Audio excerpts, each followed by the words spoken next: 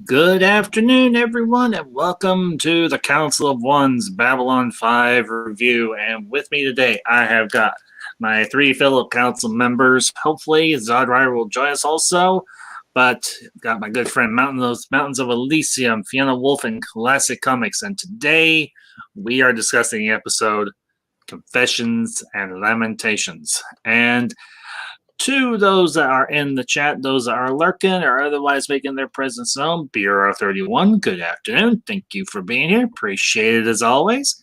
And how are we all doing today, guys? Doing well. Doing great. I'm almost there. I've almost survived 12 different shifts of 4 to midnight at work. Yeah. Well, for me, Christmas vacation has officially begun, and I could not be happier. Believe me. 2 glorious weeks of sleeping in and doing nothing. It feels so good. But yeah, guys, this is honestly a really good episode. I mean, we're getting ready to come up on the home stretch of season 2, and these next several episodes are going to be chocked full of sci-fi 90s goodness, and, well, this is a good one, guys. So, that being said, remember to smash that like button, share this string out with your friends, and if they haven't already, consider subscribing to the Ambassadorial Wing. Send them a recommendation. So, but that being said, guys, I yield the floor. Where would y'all like to begin with this episode? Well, the main story, of course, is the plague story. Nothing to do with 2020. Start there. Oh. Yeah, right. Yeah, this is one of the episodes of B5. It kind of sort of feels like a Star Trek episode in a way. Yeah. In that it's, all about there's this problem that needs to be solved, and they're dealing with this alien culture, and they have to kind of figure out how to work within the culture to solve the problem, et cetera, et cetera.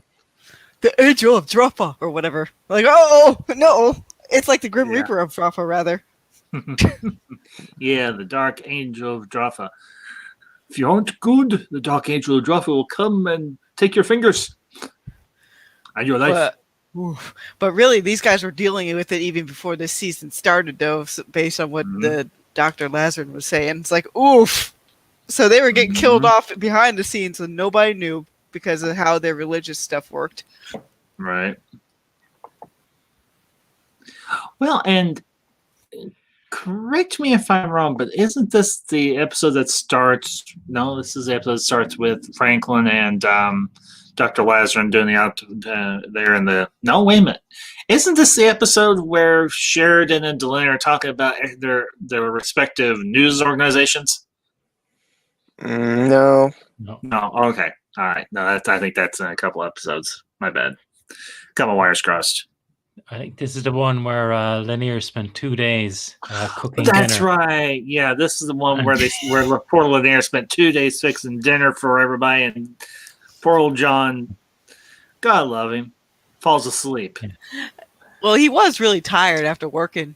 And then there was the part where it's like they're I think Lanier's saying something like he didn't even touch the floor. And, they're talking in their own language, and it's like, yes, yeah. I have no idea what they said, but it sounded very cross. He's like, I spent all that time fixing the floor, and that dirty human didn't even need any. And just real quick to the chat, YetiCast. Good afternoon, my friend. Good to see you, or good evening, depending on where you're at in the world right now. So glad you could be here. But yeah, that was I thought that was a nice little open and everything for the episode. Just kind of progressing the story between John and Delenn. So go ahead, Elysium. No, I was just wondering when Sheridan was deeply meditating. Let's not say that's the sound you make during meditation.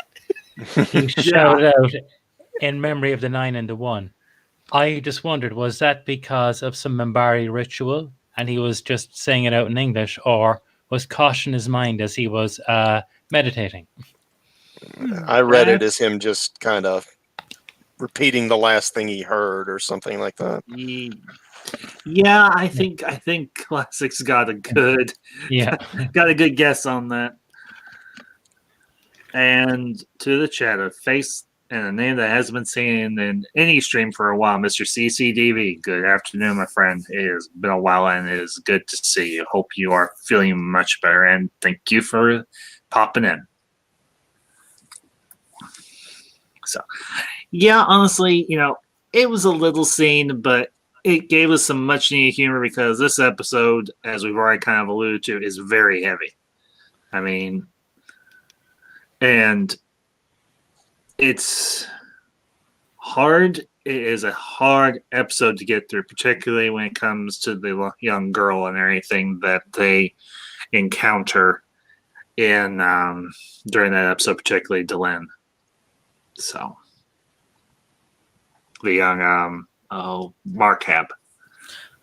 Well, I would think Delenn also knows, like, she'd understand, like, the fear the people have because she kept some fears close to the chest, too, about the Minbari War and her role in it. Oh, yeah. I would imagine. But at the same time, I don't think the impression we're getting from Delenn is necessarily because of her part in the Earth Minbari War. And I will say the story that she tells the young girl and everything when the Markhab are all in quarantine. I liked that particular part. It reminded me. Hold on one second, guys. I gotta sneeze. Carry on without me. And I'm just trying to think. It's so much like the sense of pent up fear, though. Like Delenn kind of understands that, so that's why she went in there wanting to offer comfort. Because if it's their turn to go out, she would want somebody to help comfort her. Yeah. Well, and that story that she tells the young female Markhab. How many of you are familiar with the original theatrical version of War of the Worlds? The one with Gene Barry. The one from the 50s? Yeah. Do you mean the movie, not that you don't mean the radio production? No, right? The movie, yeah. Yeah, okay, the George Powell movie from 59. Yeah. Yeah. Okay. Yeah, I've seen it. It's been many years, but I've seen it. Okay. There is actually a scene and everything in there where the main scientist and everything played by Gene Barry, and it's the daughter, or not the daughter, the granddaughter of the town, the town priest and everything, where the Martians initially invade. They get trapped behind enemy lines, and she tells a story that's almost reminiscent of, well, I think had some inspiration from the story that Delenn tells the young Markhab girl, because she gets separated, she gets lost, and she ends up going into a church, and her parents eventually come to the church and find her, and something similar happens with Delenn. And I got that kind of same vibe and everything from that. I think there was a little bit of inspiration for the Delenn story from that story, that particular scene in War of the Worlds. I thought that was a nice little wink and a little nod and everything to a great piece of classic sci-fi. So, which Straczynski does off and on and everything throughout this series. Yeah, he does. But getting back into the main part of the episode,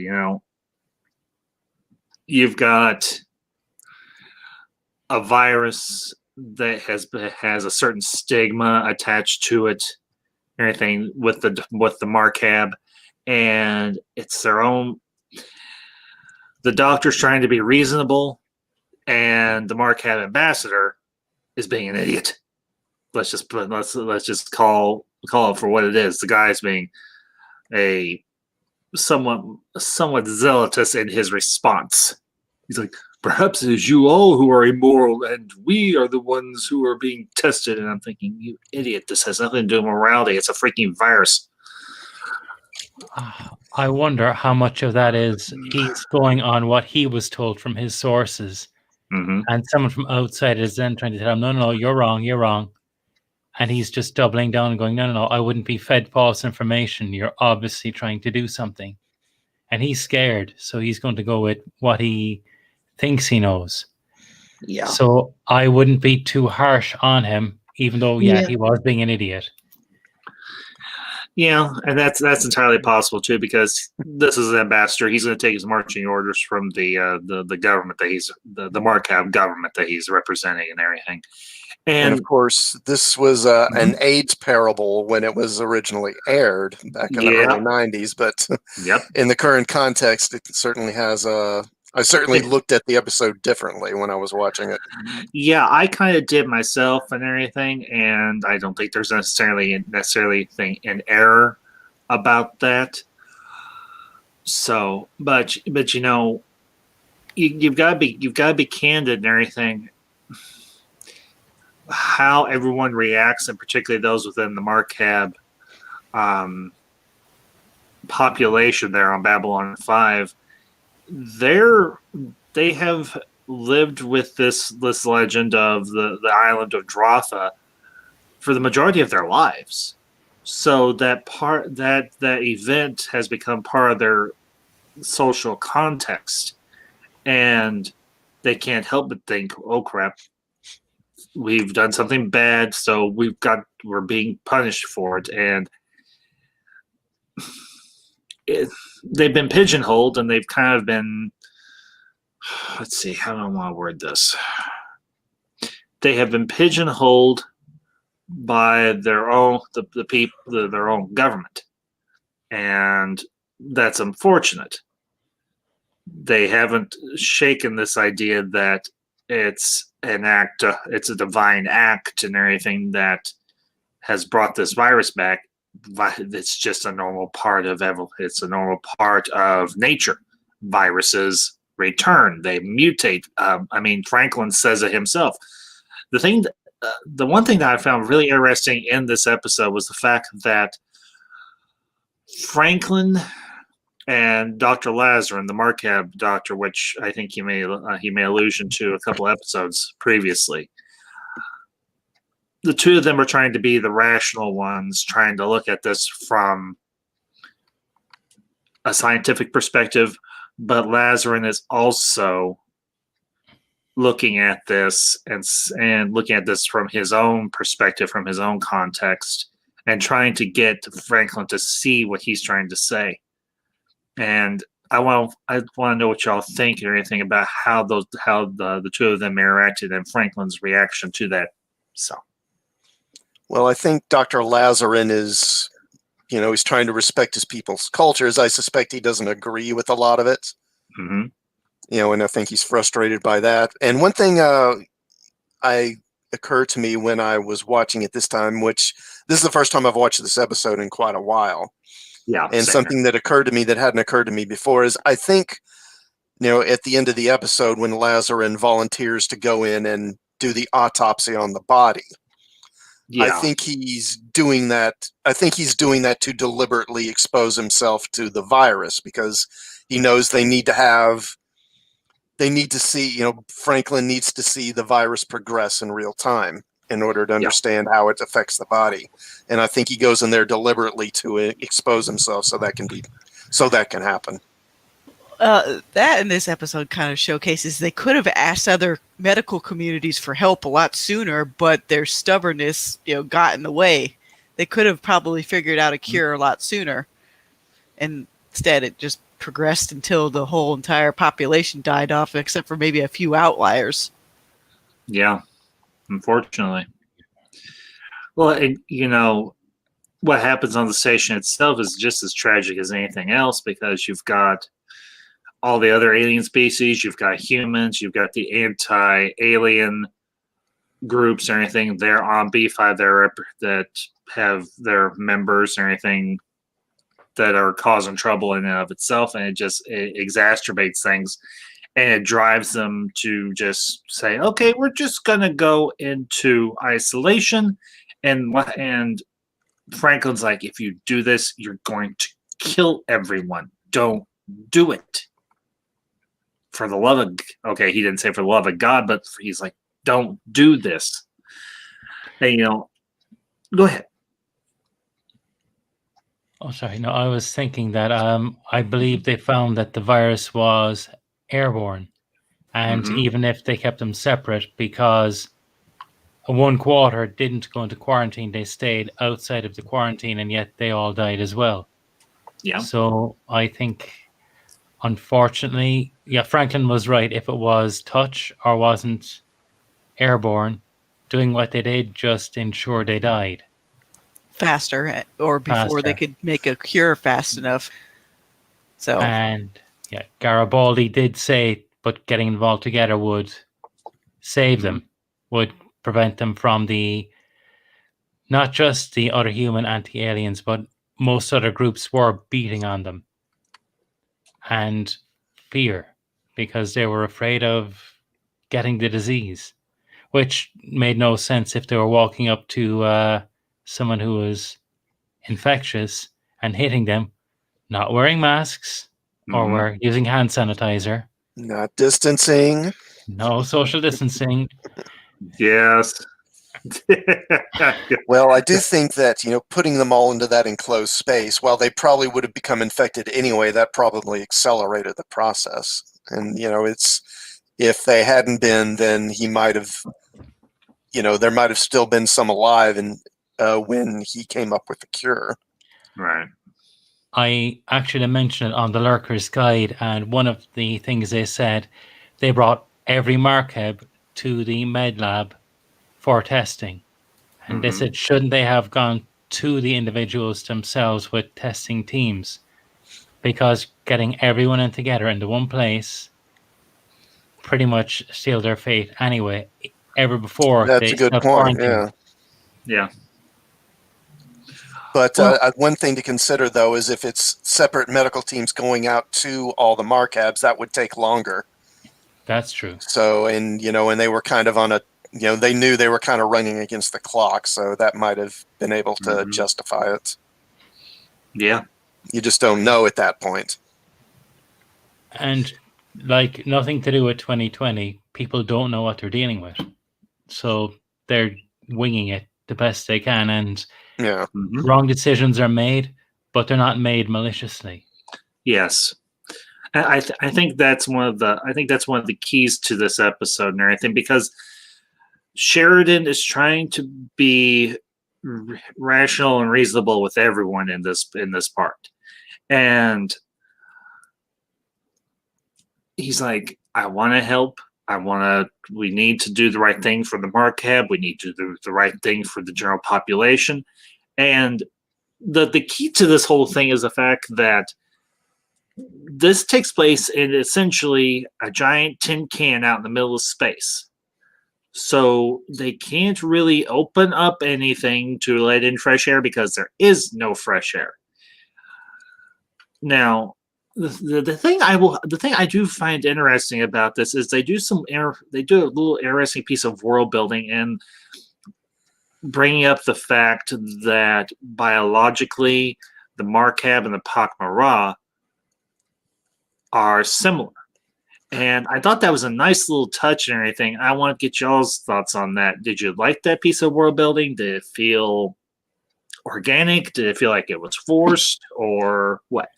Yeah, I liked it. I liked how they were commenting on the different physiologies of the aliens and the different types of blood cells, and of course a similarity between the Markab and Pakmara blood cells I think was what kind of caused the Pakmara to get it.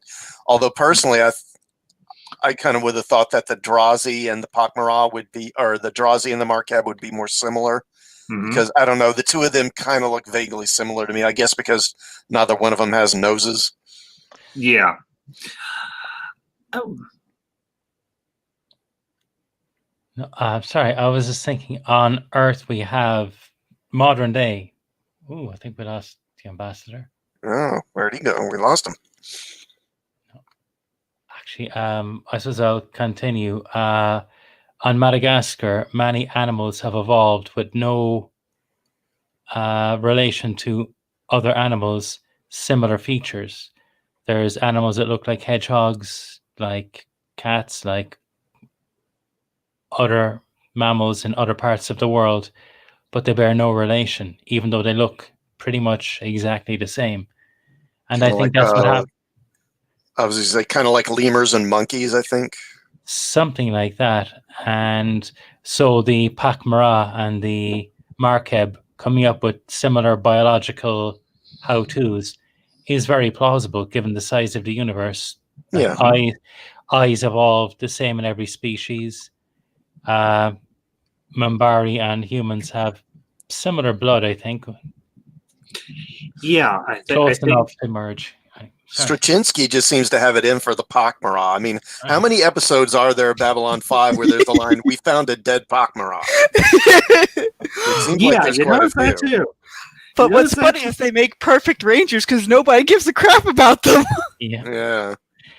I wonder, had he someone in mind when he was thinking of them? I might go through the series sometime and try and count that up. How Yeah. many dead Pakmara get found in Down Below or something like that? Yeah. How many No. Balthans died to give us this information? Good one, Fiona.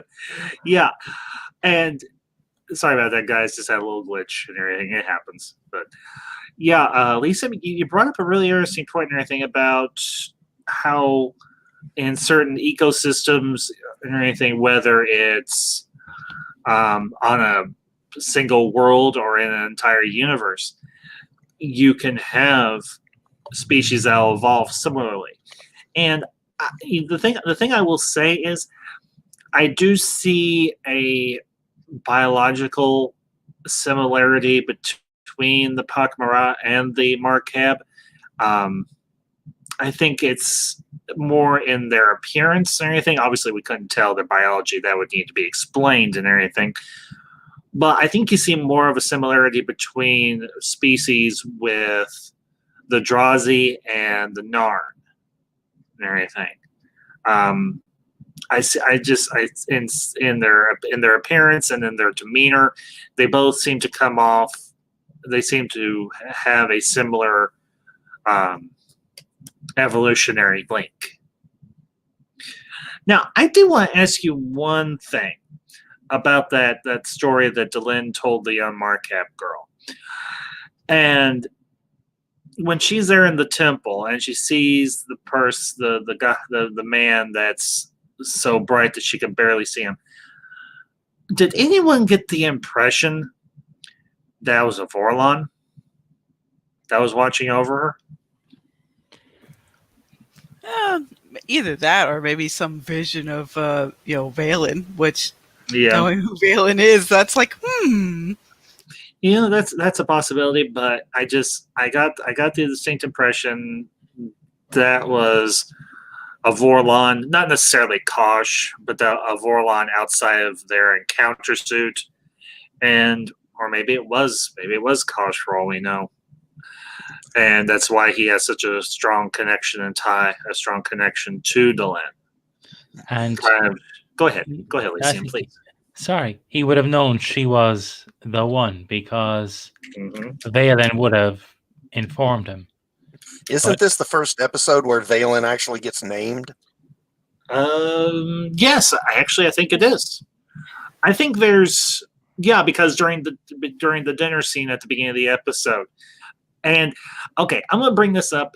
None of you may get this context. That's okay, but this almost reminded me of a Jewish Seder dinner because of some of the things that Delenn says to John, because they reserve a seat for Valen, the one that will come or return. And Straczynski's family is Jewish, so that's very possible. Yeah, that's entirely possible because I think that dinner and I think some of the things that they do, because in Jewish theology and culture and everything, when they have their Seder and everything during for heaven's sake, I think I forget which holy time it is, but they reserve a seat for Elijah, the prophet. So, and I got the very distinct impression we were getting some nice little world building and maybe getting a wink and a nod for Kosh making an appearance in Delenn's youth. And that didn't necessarily bother me because as we've all alluded to, Kosh would know that she is the one who is, or well, Will is. They're very much the one who was, the one who is, and the one who will be in many different cycles, because Vorlons live a long time. Oh my. Yes, very true. Very, very true. And go ahead, Elysium. No, sorry. I actually, for some reason, hadn't thought of Valen. I always felt it was possibly Ducat. That when he was maybe a young priest in the temple, and he saw the lane, and then that's where he came to mentor her. Saw her, remembered her, and that I always felt it was that, but I said it's possible, but never got it. I don't know. Is there anything in any of the novels that addresses that, or any of the extended canon? Because I don't know of anything myself. Elysium or Fiona would probably be the people to ask on that one. So I don't remember really seeing anything. Even the City of Sorrows book started off with like the aftermath of Marcus's fight with Naroon for Grey 17 is missing, and then it flashes back to a lot of Sinclair's stuff, but I don't remember it actually going over that part. It being Ducat, I think, would work pretty well. Yeah, that's a possibility too, because Ducat would have been relatively. He would have obviously been older than Delenn and everything. We see that he is older than Delenn when we see him pop up in the flashback episodes, and in particular in the first TV movie that they do in the beginnings. So that's a very distinct possibility. So and he did mentor her from a fairly younger age, so that wouldn't be surprising. Mm-hmm. Well, in particular, if she was going to be the one that would take his place after he was gone, whether obviously if he hadn't died because of the attack by the Earth Force military expeditionary force that encountered them, or if he just decided to live out the rest of his years not as head of the Great Council.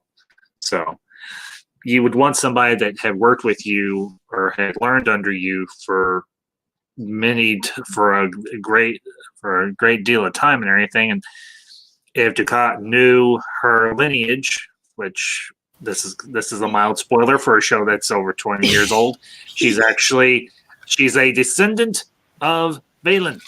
Yep. Because even Ducat said there was a purpose to my selection. He knew from the get-go, like once he did a little bit of digging, it's like, she's one of them. Yep. She's a child of Valen.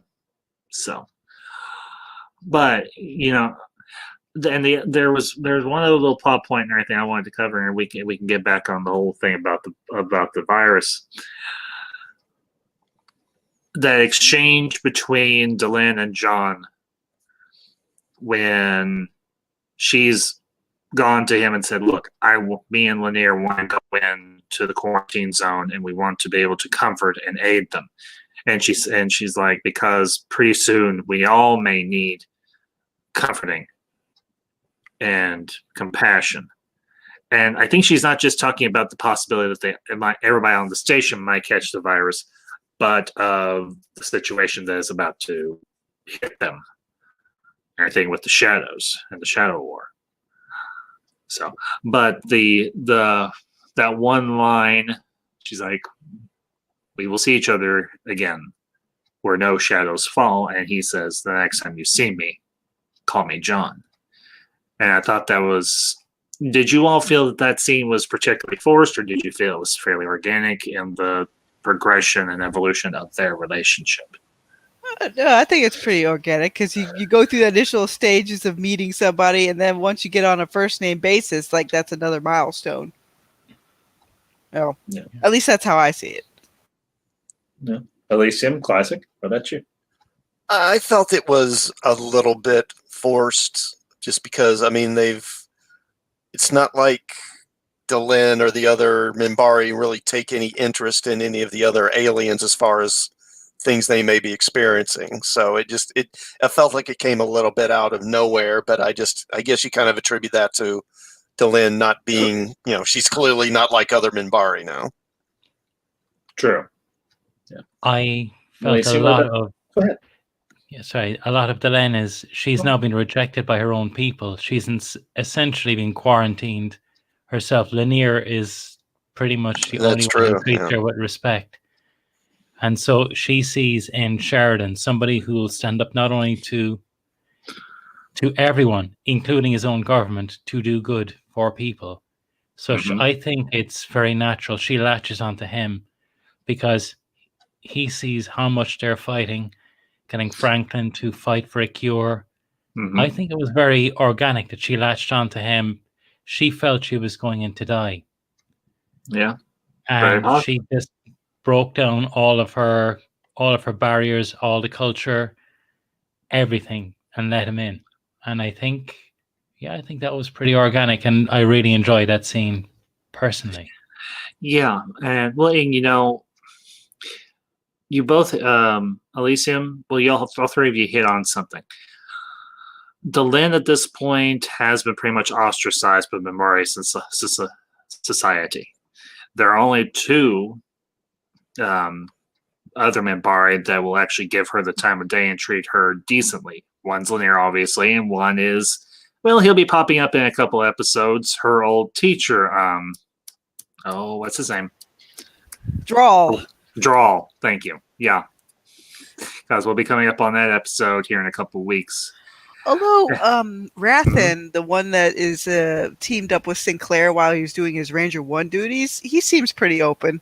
And that was showcased in the actual books, too. Mm-hmm. Apparently he was one of the Grey Council religious members as well. And then, the whole breakup happened. You took all my stuff. How dare you? So, but yeah, honestly, this episode is called Confessions and Lamentations. And I think the confessions aren't necessarily so much just for the Marquab, but I think they're also, this title alludes to the progression of Sheridan and Delenn's relationship. And I honestly, when I rewatched this episode the other day, I was like, the confessions aren't necessarily for just the Marquab alone, but they're also for many other people. And this is also something we see another beat in Franklin's own story.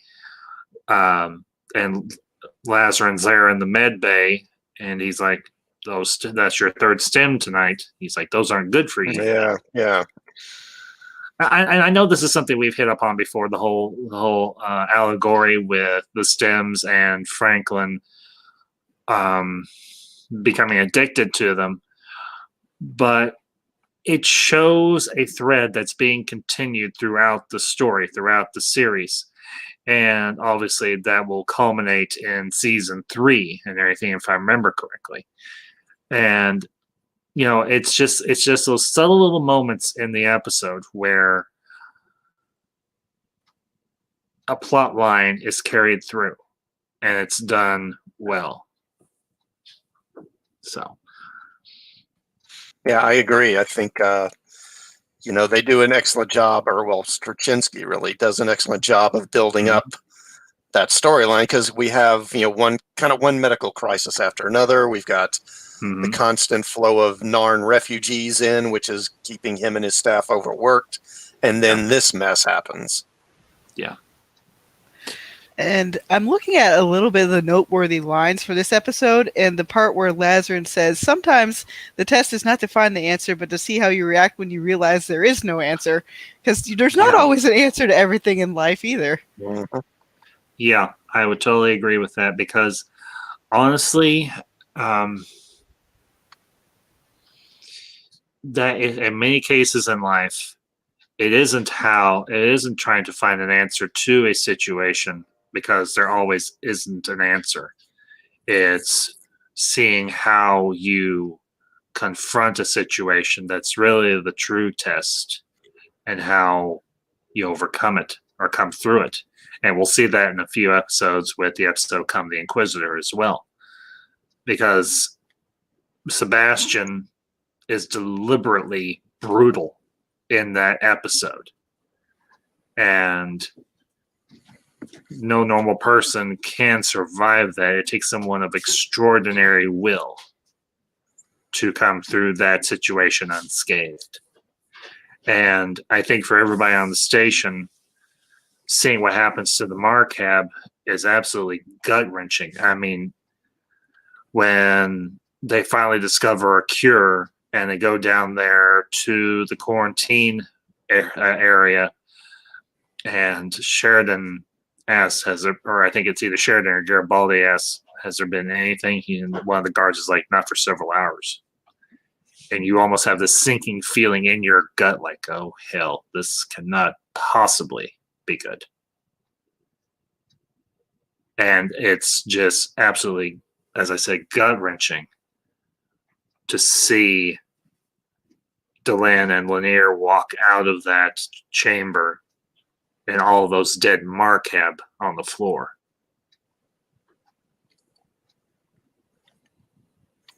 And then, of course, you start to see the aftermath and everything when Franklin's sitting in a bar and you've got the news report going on, and you got those other people that are sitting there, and one guy says, yeah, I heard the Vorlons did all this, and yeah, poisoning the well, and that's how people reacted to like the Black Death. They're like, you know, something must have poisoned the well, but no, it was the fact that the rats brought the stuff, and they were killing off the cats that prevented the rats from. Yeah, because cats are emissaries of the devil, and you know, I think the way Straczynski handles the whole concept of religion and faith, even though he himself is I think he's either atheist or agnostic. One of y'all can correct me on that. He does it respectfully. And I know this is something we've hit upon before. But if you put this story in the hands of someone else, they will almost vilify religious belief. But in this case, they're saying, well, this is just a variable amongst so many others that causes society to view a past event in a particular light, particularly with the Black Death. And the really interesting thing is, I don't think it was particularly on the nose, was the fact that Franklin brought up the AIDS crisis. And I think because for them it is past, and for us in America speaking, it is a past event. I mean, yeah, we still have to deal with it to a certain extent, but you don't hear about it in the news all the time like you used to. And I remember this fairly well in the 90s and everything, hearing about the crisis and everything that was going on. But yeah, you know, we always view past tragic events in a particular light, and it'll be interesting to see in 10 or 15 years how we view 2020 and everything that has happened within it. No. The only thing I'm going to decide to remember about 2020 is watching old shows, and I got 2 books under my belt. Yeah, there we go. That's 2020 for me. Woo-hoo! And that's not necessarily a bad thing. So, but guys, anything else on this episode or anything that I brought up that you'll want to comment on? One thing I liked was when Garibaldi was faced, when he rescued that Markeb who was being beaten up by those guys. Mm-hmm. He didn't even hesitate to help, even though at that time he did not know if he was in danger of catching the plague. Yes. Mm-hmm. And just the height of respect, where trained doctors refused to perform the autopsy. Franklin was the only one willing to perform it. Yeah. I would wholeheartedly agree with that, to be honest with you. That little wink and nod, that little scene and everything with Garibaldi helping that Markab, and he's like, he draws down on those 3 guys and everything, or beating that Markab up. He's like, who goes first? That's the thing I love about Garibaldi. And I know this is something we may have alluded to before, he's very no nonsense. He is very much a black and white perspective on the world. But there's just enough leeway in there for him to shift, to change his mind, or he's willing to change his mind. Well, he also has the kind of background where he's seen enough stuff where any little thing could basically kill you. So you might as well live your life, in spite of that. Yeah. At least that's what I've seen. It's like you Nope. can't let fear hold you back, or you can't even let mistakes hold you back. You just got to keep on going. Yeah, I would, Vienna, I would wholeheartedly agree with you. Yeah, totally. So, There was one other thing. I think reading through the Lurker's Guide again, they mentioned the alien healing device and said, well, why didn't she use it? And it was, they did not want the alien healing device to be a get out of jail free card. And I think it was conveniently forgotten for the episode to allow more things to happen at a later date. Well, yes. it probably had some operational stuff too. It's like it looks like it's just a one-on-one conversion kind of device. So Yeah. it's not like you could use it as a healing wave for the population. Yeah, it's not Yeah. something that would really. No. It's not a solution for this kind of mass casualty situation. Yeah, Because you got to take some life from someone to heal somebody else. Okay, how do you arrange that? You know, I mean, are you gonna? Because there's going to be a lot of people who aren't going to want to get hooked up to that thing to help heal a Marcab anyway. And what are you going to do? Put a gun to their head and make them do it? Yeah, it's Yeah. kind of like the Death Walker immortality stuff. Yes, you have to kill all these people to gain your immortality drugs. Mm-hmm. I could have Yeah. seen Franklin doing it maybe for Dr. Lazarin to save him, yeah, but it's not something they could really have done to stop the whole plague from Yeah. happening, I don't think. yeah, I agree. And honestly, that did run through my mind as well and everything when I was rewatching this. Why don't they use the why didn't they use the machine? And I thought this is the type of situation the machine and everything wouldn't necessarily be of much use. And again, another good stroke of writing and everything. It's not, you've got all these little different plot threads from previous seasons and everything that are just kind of layering upon one another, and you've got the alien healing device, but you've got a virus that's spreading throughout an entire population, well, two populations possibly, but this device wouldn't do you a whole lot of good in this situation. Although that guy's idea of the Vorlons messing with stuff isn't completely off the mark. They made telepaths all across the universe to fight in the Shadow War. Yeah. So there's a precedent set there, so it looks like the Shadows and Vorlons meddle when they feel like it. They'll even break their own rules when they feel like it. Yeah. Yeah, I mean, do we really know that they haven't done something like this in the past? I mean, you never know. Yeah. And besides, with Third Space, Lita was saying there's been so many mistakes left out there by the Vorlons. It's like, oh God, we're gonna have to clean up all their junk. This is just the beginning. Yeah. Very true. And it's conjecture. We don't know if this disease was engineered by anyone or if it was just something that popped up naturally. And Franklin says it himself, viruses pop up all the time. They go dormant. These things happen. And the source of the virus isn't necessarily the key, the whole focus of the episode. It's how everybody's handling the situation. That's the key of the episode. And of course, Ivanova does point out the obvious. It's like, oh, well, when the station goes on that lockdown, it's going to be pandemonium. Yep, essentially. And she calls it right on the numbers. Right on the numbers, as Ivanova often does. Ivanova is always right. I will listen to Ivanova. Ivanova is... Well, basically, yeah, anytime anything goes on in the station she doesn't know about it, worry. Yes, very true. Yes. The same virus that it was in Crusade. It might have been something similar, but you just never know. It could be a naturally occurring virus, or it could have been one specifically made by a third party. Yeah. And to the chat, Monkey Nut Punch, it's been a while. Good to see you, gentlemen. Glad you could pop in. No, because the thing is about that virus in Crusade, it was engineered by the Drock. Yeah, to KO the This- humans because they were the linchpin in because they hated Sheridan's ass for helping save the galaxy. Essentially, yeah. And we will get to Crusade once we finish with Babylon 5 proper. So that will come. That's going to be possibly another year down the road. Just depends everything because we've got 3 more seasons plus the rest of this season plus several TV movies. So, but we will eventually get to Crusade. Are we gonna do Legend of the Rangers? I would just do it because Jakar's in it. Yeah. Jakar's in it. We'll discuss it in closed chamber. We'll discuss it in closed council. We'll discuss that and everything to see. Jakar's in it. Yes, I know Jakar is in it. We'll discuss it. Vienna, trust me. We'll get to that. But I'd like he to do suffered Crusade enough? myself. Oh, Crusade.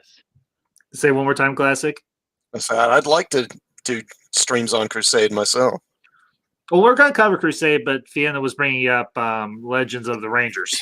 Right. it's in there somewhere. Yeah. Jakar had suffered enough.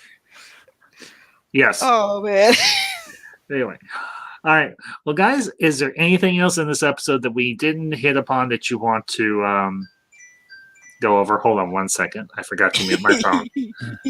Well, I would note that there is, we find out that Kefir's been making flights on his downtime, searching in hyperspace, obviously for shadow vessels. And when Sheridan finds out, he puts a stop to it. Yes, which I found pretty cool that Sheridan was sticking to we can't let this out. We have to hide the fact we know about the shadows. And it's nice that they're keeping that story bubbling in the background. Yeah. Look, guys, no, not Legend of the Rangers. It's the Mystery Science Theater 3000 movie of Babylon 5. A normal virus would kill itself out too. It's tough, too fast if death follows after 24 hours. So I think it was engineered. Bureau 31, you might be right. So, but here's the thing. I don't necessarily think it would. I'm not trying to say that the Vorlons are all altruistic and the goody good guys that we think that they are, but I don't think they would pull something this dickish, for lack of a better word. Honestly, I think with the Vorlons and everything, it's kind of showcased later on. They're too stuck. They're pretty stuck in their ways. Like there's our way and then the highway. Our way works because we've been around the block quite a few times. So they've gotten too big for their britches. They thinking they can't fail. Well, Third Space shows that they failed all the time. Yeah. I wonder, were they experimenting with Markeb telepaths and it went wrong? And they went, okay, let's just leave it boil out. It's all on one island. We don't have to do anything. Or it could have been our favorite shadowy fellas, the Shadows. Yeah, because they did kind of mess up the Narn's chances for actual telepaths because their mind walkers got wiped out. Yeah, taking out the shadow base on their world. Yep, very true. So, all right, well, good conversation, guys, as always, and thank you all for being here. This is often the highlight of my week, amongst others, but this is one of my favorite. Friday is always a good day because I get to talk B5. So, before we close out, y'all got anything coming up on your channels, or have you done anything yet and everything that you want to plug and everything before we go? Yeah, well, I'll shill one of my buddies. Read Galaxy Ascended if you want Babylon 5 type adventures. Yes, there we go. Boop boop. And I'm doing reviews of the new season of The Expanse. I've already posted a review of the first episode. Excellent. We'll hopefully have the review of the second episode later this evening. Mm-hmm. And also I've done a review of the latest issue of Batman, which I posted yesterday. So please come by and check those out. Yeah. And hey, Classic, by all means, post those links and everything in the chat and everything if you want to. You're a mod. You're allowed. Yeah, I always forget that. You forgot to see, you forget you got that little blue wrench next to your name. So, Lisa, what about you? You got anything? Any projects you're working on? Not well, working on stuff in the background, but I'm so crazy busy with work. I'm not getting much done. Yeah, I hear I you. know how that feels. My Yes. work's been nuts too. That's Yes. the reason why I'm taking a break until after the 26th, basically. Woo-hoo. Whew. Yeah, because this is okay. As the song goes, is one of the most wonderful times of the year. But if you work retail, which I have in the past, it is one of the craziest times of the year. And they play the same 10 different music songs for Christmas for yeah. 8 hours a day. Like, shoot me in the head. Yeah, I hear you.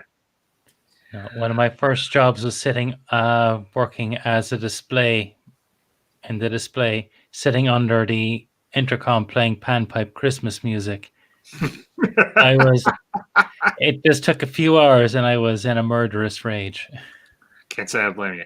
And Monkey Nut Punch, thank you for popping by, gentlemen. It was a pleasure as always to have you here. And to everybody else that's been in the chat, thank you also for being here.